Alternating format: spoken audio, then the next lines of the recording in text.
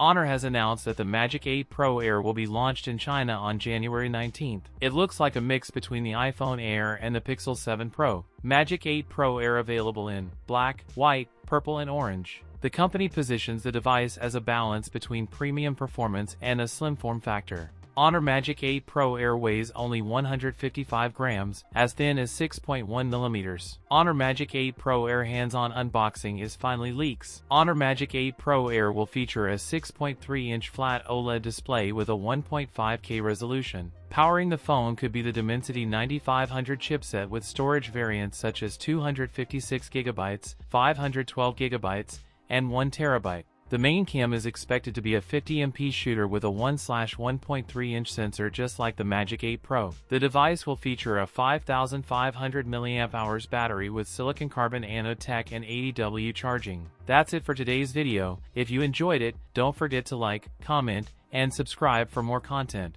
Thanks for watching, and I'll see you in the next one.